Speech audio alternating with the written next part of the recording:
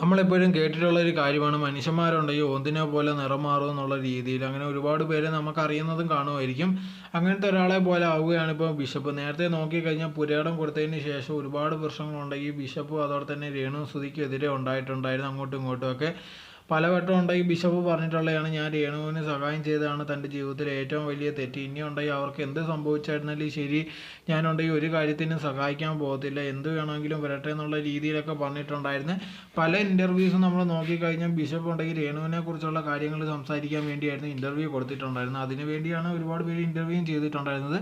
ആ സമയത്തെല്ലാം പറഞ്ഞിട്ടുണ്ട്, ഞാനുണ്ടെങ്കിൽ അവരോട് പാവം തോന്നിയിട്ടാണ് അങ്ങനത്തെ ഉള്ളൊരു പുരയിടം കൊടുത്തിട്ടുണ്ടായിരുന്നത്. ആ സമയത്തുണ്ടെങ്കിൽ ഇത് കണക്ക് എനിക്ക് എന്ത് ചെയ്യണമെന്ന് പോലും അറിയത്തില്ലായിരുന്നു. എനിക്കെതിരെ ഇത് കണക്ക് ഒരുപാട് നെഗറ്റീവായുള്ള കമൻസും കാര്യങ്ങളൊക്കെ വന്നിട്ടുണ്ടായിരുന്നു. ഞാൻ ഒരു തെറ്റും ചെയ്യാതാണ് ഇത്രയും നെഗറ്റീവായിട്ടുള്ള ഒരു കാര്യം ചെയ്തത്. ഇതോടെ ഒരു കാര്യം എനിക്ക് മനസ്സിലായി, ആൾക്കാരെ അധികം സഹായിക്കാൻ പാടില്ല എന്നുള്ള രീതിയിലൊക്കെ പറഞ്ഞിട്ടായിരുന്നു അന്ന് ബിഷപ്പ് വീഡിയോ ഇട്ടിട്ടുണ്ടായിരുന്നത്. പിന്നെ നമ്മൾ നോക്കിക്കഴിഞ്ഞാൽ ഇത് കണക്ക് പുരയിടം തിരിച്ച് വേണം അങ്ങനെ ഇങ്ങനെയാണെന്ന് പറഞ്ഞിട്ടുള്ള ഒരു സൈഡിൽ കൂടെ അടുത്ത കേസും കാര്യങ്ങളൊക്കെ പോകുന്നുണ്ടായിരുന്നു. അങ്ങനെ ഇരിക്കുന്ന സമയത്താണ് ഇപ്പോൾ ലേറ്റസ്റ്റ് ആയിട്ട് നോക്കിക്കഴിഞ്ഞാൽ രേണുവിന് ഇത് കണക്ക് അസുഖം വരും. അതിനുശേഷം നമ്മൾ നോക്കിക്കഴിഞ്ഞാൽ പെട്ടെന്നുണ്ടെങ്കിൽ വേറൊരു ബിഷപ്പിനെയാണ് നമ്മൾ കാണുന്നത്. ടോട്ടൽ ഓപ്പോസിറ്റ് എന്ന് തന്നെ പറയാൻ പറ്റും. നമ്മൾ നേരത്തെ കണ്ടുകൊണ്ടിരുന്ന ആളൊന്നും അല്ല ഇപ്പോൾ കാണുന്നത്. ഇപ്പോൾ നമ്മൾ നോക്കിക്കഴിഞ്ഞാൽ രേണുവിന് അസുഖമാണ്. ആ സമയത്ത് ഇത് കണക്ക് വൈരാഗ്യമൊക്കെ വെച്ചുകൊണ്ടിരിക്കണമെന്ന് ചോദിച്ചാൽ തീർച്ചയായിട്ടും അല്ല. അല്ലെങ്കിൽ ഇനി അങ്ങനെ ഉണ്ടെങ്കിൽ പോലും ഉണ്ടെങ്കിൽ അവരെ ഉപദ്രവിക്കാതിരിക്കുന്നത് തന്നെയാണ് ബെറ്റർ. അതാണ് നല്ല കാര്യം. അങ്ങനെ തന്നെയാണ് വേണ്ടത്. അതേ കണക്കാണ് ബിഷപ്പ് വന്നിട്ടുണ്ടെങ്കിൽ അവർക്ക് വേണ്ടി പ്രാർത്ഥിക്കുക, അവരുടെ കുടുംബത്തിന് വേണ്ടി പ്രാർത്ഥിക്കുക എന്നുള്ള രീതിയിലൊക്കെ പറഞ്ഞുകൊണ്ടുണ്ടെങ്കിൽ ഇൻ്റർവ്യൂ കൊടുത്തിട്ടുണ്ടായിരുന്നു. പക്ഷെ നേരത്തെ നമ്മൾ നോക്കിക്കഴിഞ്ഞാൽ ഇതൊക്കെ പ്രശ്നം ഉണ്ടായിരിക്കുന്ന സമയത്ത് തന്നെ രേണുവായിട്ട് ഭയങ്കരമായിട്ട് പ്രശ്നം ഉണ്ടെങ്കിൽ അതേ സമയത്തുണ്ടെങ്കിൽ കിച്ചുമായിട്ട് പ്രശ്നമോ കാര്യങ്ങളോ ഒന്നും ഇല്ലായിരുന്നു. കിച്ചുമായിട്ടുണ്ടെങ്കിൽ നല്ല സംസാരവും കാര്യങ്ങളൊക്കെ ഉണ്ടായിരുന്നു. കിച്ചുവിനെ കുറിച്ച് നല്ല കാര്യങ്ങൾ തന്നെയായിരുന്നു ബിഷപ്പ് പറഞ്ഞിട്ടുണ്ടായിരുന്നത്. പക്ഷെ ഇപ്പോൾ നോക്കിക്കഴിഞ്ഞാൽ പെട്ടെന്നുണ്ടെങ്കിൽ നിറം മാറുന്ന പോലെ തന്നെ ഇപ്പോൾ രേണുവിനെ ഭയങ്കരമായിട്ട് സപ്പോർട്ട് ചെയ്തിട്ട് കിച്ചുവിനെയാണ് ഭയങ്കരമായിട്ട് നെഗറ്റീവായിട്ട് എതിർത്തുകൊണ്ടിരിക്കുന്നത്. ഇത് കണക്ക് പറയുന്നുണ്ട്, രേണു ഒരു കാര്യം പറഞ്ഞാൽ അത് സത്യം തന്നെ ആയിരിക്കും, രേണു ഉണ്ടെങ്കിൽ കള്ളം പറയേണ്ട കാര്യമില്ല എന്നുള്ള രീതിയിലൊക്കെയാണ് പറയുന്നത്. സോ അപ്പോഴത്തേക്ക് ഇത് കണക്ക് രേണു കള്ളം പറയത്തില്ലെന്ന് പറഞ്ഞാൽ അപ്പോൾ നേരത്തെ ഉണ്ടെങ്കിൽ ഇത് കണക്ക് ബിഷപ്പിനെ കുറിച്ച് രേണു പറഞ്ഞതെല്ലാം കറക്റ്റാണെന്നുള്ള രീതിയിലും വിശ്വസിക്കേണ്ടി വരും. അതല്ലെങ്കിൽ ഇത് കണക്കുള്ള കാര്യം പറയേണ്ട കാര്യമില്ലല്ലോ. നേരത്തെ നോക്കിക്കഴിഞ്ഞാൽ കിച്ചുവിനെ ഭയങ്കരമായിട്ട് സപ്പോർട്ടായിരുന്നു ഇത് കണക്ക് ബിഷപ്പ് വന്നിട്ട്, ആ പാവം പയ്യനുണ്ടെങ്കിൽ ഒരുപാട് അനുഭവിച്ചിട്ടുണ്ട് അങ്ങനെ ഇങ്ങനെ, അല്ലെങ്കിൽ അവൻ അവിടുന്ന് പോയത് നന്നായി, അവനെങ്കിലും ഒരു മനസാക്ഷി പറ്റുള്ളവൻ അങ്ങനെ എന്നൊക്കെ പറഞ്ഞിട്ടുണ്ടെങ്കിൽ ഒരുപാട് കാര്യങ്ങളൊക്കെ പറഞ്ഞിട്ടുണ്ടായിരുന്നു. പക്ഷെ ഇപ്പം നോക്കിക്കഴിഞ്ഞാൽ പെട്ടെന്ന് കാല് തന്നെ മാറിയിട്ടുണ്ടെങ്കിൽ രേണുവിനെ സപ്പോർട്ട് ചെയ്ത് ഭയങ്കരമായിട്ടുണ്ടെങ്കിൽ കിച്ചുവിനെതിരെയാണ് സംസാരിക്കുന്നത്. അതോടെ തന്നെ നമ്മൾ രേണുവിൻ്റെ വീഡിയോ നോക്കിക്കഴിഞ്ഞാൽ രേണു പലവട്ടം പറഞ്ഞിട്ടുള്ളൊരു കാര്യമാണ്, നീ ഉണ്ടെങ്കിൽ എനിക്കെതിരെ ഒരുപാട് ഇത് കണക്കില്ലാത്ത കാര്യങ്ങളോ അല്ലെങ്കിൽ ഭയങ്കര മോശമുള്ള രീതിയിലുള്ള കാര്യങ്ങളൊക്കെ പറയുന്നുണ്ട്. ഞാനുണ്ടെങ്കിൽ നിന്നെ വളർത്തി വലുതാക്കിയതാണ്, നിന്നെക്കുറിച്ചുള്ള എല്ലാ കാര്യങ്ങളും എനിക്കറിയാം, അതിൽ പല സീക്രട്ടും ഉണ്ട്, അതിനെക്കുറിച്ചുള്ള കാര്യങ്ങളൊന്നും ഞാൻ വെളിയിൽ പറയത്തില്ല. പക്ഷെ നീ ഉണ്ടെങ്കിൽ എന്നെ ഇതേ കണക്ക് ഭയങ്കര മോശക്കാരിയാക്കാനുള്ള ശ്രമം ഭയങ്കരമായിട്ട് നടക്കുന്നുണ്ട്. അത് വേണ്ട. പക്ഷേ ഇതിന് ഒരു ലിമിറ്റ് വരെയൊക്കെ ഉള്ളൂ. അത് കഴിഞ്ഞ് കഴിഞ്ഞാൽ തീർച്ചയായിട്ടും ഉണ്ടെങ്കിൽ നീ ചെയ്ത കാര്യം ഞാൻ പുറത്ത് പറയും. അത് പുറത്ത് കഴിഞ്ഞ് കഴിഞ്ഞാൽ തീർച്ചയായിട്ടും ഉണ്ടെങ്കിൽ നിനക്ക് ഭയങ്കരമായിട്ട് പ്രശ്നങ്ങളും കാര്യങ്ങളും ഉണ്ടായിരിക്കും. സൊസൈറ്റിയിൽ ജീവിക്കാൻ പറ്റത്തില്ല, അല്ലെങ്കിൽ മുന്നോട്ടുള്ള ജീവിതം നിനക്ക് ഭയങ്കരമായിട്ട് പ്രശ്നങ്ങളുണ്ടാകും എന്നുള്ള രേണുസുതി പറഞ്ഞിട്ടുണ്ടായിരുന്നു. അതേ സമയത്ത് രേണു പറഞ്ഞൊരു കാര്യം എന്ന് പറഞ്ഞാൽ ഇവിടുത്തെ പോലീസ് സ്റ്റേഷനിൽ അല്ലെങ്കിൽ ഇവിടെ ഒന്ന് ആൾക്കാരുടെ അടുത്തൊക്കെ അന്വേഷിച്ചാൽ മതി, കിച്ചുവിനെ കുറിച്ചുള്ള സത്യവും കാര്യങ്ങളൊക്കെ മനസ്സിലാവും എന്നൊക്കെ പറഞ്ഞിട്ടുണ്ടായിരുന്നു. സോ ആ സമയത്തുണ്ടെങ്കിൽ ഒരുപാട് പേര് വന്നിട്ട് കിച്ചുവിനെ കുറിച്ച് എന്താ ഇങ്ങനെയൊക്കെ സംസാരിക്കുന്നത്, നീ ഉണ്ടെങ്കിൽ മനഃപൂർവ്വം അവനെ ഉണ്ടെങ്കിൽ നെഗറ്റീവായിട്ടുള്ള കാര്യങ്ങൾ ഉണ്ടാക്കാൻ വേണ്ടി ശ്രമിക്കുക എന്നൊക്കെ പറഞ്ഞ് ഒരുപാട് പേര് രംഗത്ത് വന്നിട്ടുണ്ടായിരുന്നു. അതിന് മെയിൻ കാരണം എന്ന് പറഞ്ഞാൽ ഇത് കണക്ക് രേണുവിനെതിരെ ഉണ്ടെങ്കിൽ കിച്ചു സംസാരിച്ചതാണ്. ഒരു കാര്യം എന്ന് പറഞ്ഞാൽ രേണുവിന് അസുഖം വന്നിട്ടുണ്ടെങ്കിൽ കിച്ചു പോയി കണ്ടിട്ടില്ലായിരുന്നു. ഒരുപാട് പേര് ആ സമയത്ത് പറയുന്നുണ്ടായിരുന്നു, മോനെ നീ ഒന്ന് പോയി കാണുമെന്നുള്ള രീതിയിൽ. അതേ സമയത്ത് ഒരുപാട് പേരുണ്ടെങ്കിൽ കിച്ചുവിനെ സപ്പോർട്ട് ചെയ്യുന്നുണ്ടായിരുന്നു. അവനുണ്ടെങ്കിൽ ഒരുപാട് ട്രോമ കാര്യങ്ങളൊക്കെ അനുഭവിച്ചിട്ടുണ്ടായിരുന്നു. അതുകൊണ്ടാണ് ഇത് കണക്ക് പ്രശ്നങ്ങളൊക്കെ വന്നതുകൊണ്ട് പോയി കാണാൻ ഒരു താല്പര്യമില്ല, അല്ലെങ്കിൽ അത് മനസ്സിൽ വെച്ചുകൊണ്ടാണ് ഇനി രേണുവായിട്ട് ഒരു ബന്ധം വേണ്ടെന്നുള്ള രീതിയിൽ നിൽക്കുന്നതെന്നൊക്കെ പറഞ്ഞ് ഒരുപാട് പേര് സപ്പോർട്ടും ചെയ്തിട്ടുണ്ടായിരുന്നു. അത് കഴിഞ്ഞപ്പോഴാണ് ഇത് കണക്കുണ്ടെങ്കിൽ കിച്ചു വന്നൊരു വീഡിയോ ഇട്ടിട്ടുണ്ടായിരുന്നു. ഇത് കണക്ക് രേണുവിനൊക്കെ ഞാൻ മെസ്സേജ് അയച്ചിട്ടുണ്ടായിരുന്നു, ഈ സബ്സ്ക്രിപ്ഷനും കാര്യങ്ങളും ഒന്നും ചെയ്യേണ്ട, പക്ഷേ ആ സമയത്തുണ്ടെങ്കിൽ എൻ്റെ അടുത്ത് അതിനെക്കുറിച്ച് പറയേണ്ട, അല്ലെങ്കിൽ അതെൻ്റെ ഇഷ്ടമെന്നുള്ള രീതിയിൽ പോയിട്ടുണ്ടായിരുന്നു. അതിന് ശേഷമാണ് ഞാൻ പിന്നെ ഉണ്ടെങ്കിൽ ഒന്നും സംസാരിക്കാതായെന്നുള്ള രീതിയിലായിരുന്നു കിച്ചു പറഞ്ഞിട്ടുണ്ടായിരുന്നത്. സോ അതിന് ശേഷം ഉണ്ടെങ്കിൽ ഇതിന് മറുപടി എന്നുള്ള രീതിയിലുണ്ടെങ്കിൽ രേണു വീഡിയോ ആയിട്ട് വന്നിട്ടുണ്ടായിരുന്നു. ഇതൊക്കെ അവൻ പറയുന്ന പച്ച കള്ളമാണ്. ഞാനുണ്ടെങ്കിൽ അവൻ്റെ അടുത്ത് തുടങ്ങുന്നതിന് മുമ്പ് തന്നെ പറഞ്ഞിട്ടുണ്ടായിരുന്നു, ഞാൻ സബ്സ്ക്രിപ്ഷൻ സ്റ്റാർട്ട് ചെയ്യാൻ പോവുകയാണ്.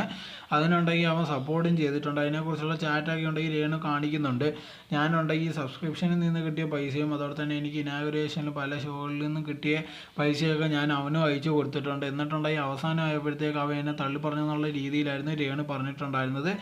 സോ ഇതും കൂടെ ആയപ്പോഴത്തേക്ക് ഒരുപാട് പേരുണ്ടെങ്കിൽ കിച്ചുവിനെതിരെ ഭയങ്കരമായിട്ട് തിരിഞ്ഞൊക്കെ സംസാരവും കാര്യങ്ങളൊക്കെ തുടങ്ങിയിട്ടുണ്ടായിരുന്നു. ആ സമയത്താണുണ്ടെങ്കിൽ ബിഷപ്പ് രംഗത്തേക്ക് വരുന്നത്. ഇതാണൊക്കെയുണ്ടെങ്കിൽ രേണു അവനെക്കുറിച്ച് പറഞ്ഞതെല്ലാം കറക്റ്റായിട്ടുള്ള ഒരു കാര്യം തന്നെയാണ്. രേണു ഉണ്ടെങ്കിൽ ഒരിക്കലും കള്ളം പറയത്തില്ല എന്നുള്ള രീതിയിലൊക്കെ പറഞ്ഞ് ഭയങ്കര സപ്പോർട്ടും കാര്യങ്ങളും ആയിരുന്നു. അവനുണ്ടെങ്കിൽ ഒരു വിചാരമുണ്ട്, ആൾക്കാർക്കുണ്ടെങ്കിൽ എന്തും ചെയ്യുക, അല്ലെങ്കിൽ രേണുവിനെ എന്തും പറയാമെന്നുള്ള രീതിയിൽ. അങ്ങനത്തെ ഉള്ള ഒന്നുമല്ല, അവളെ സപ്പോർട്ട് ചെയ്യാൻ ഞങ്ങളൊക്കെ ഉണ്ട്.